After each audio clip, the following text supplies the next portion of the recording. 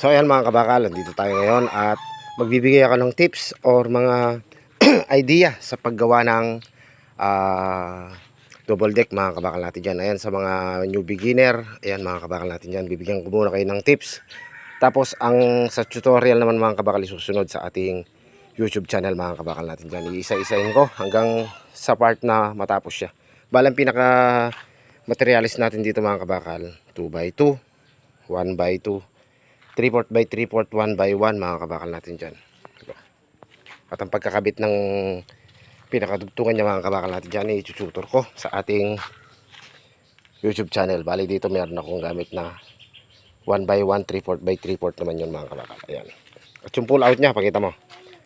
Ayan, ito may pull out to mga kabakal natin dyan. Sabi mo lang yung ayan.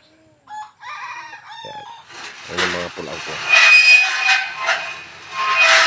Bali wala pa siyang roller. Bali may pinaka roller yan mga kabakal. Ayan, sa lahat po ng gustong mag DIY or gustong magtanong, mag PM lamang po kayo sa aking Facebook page mga kabakal natin dyan.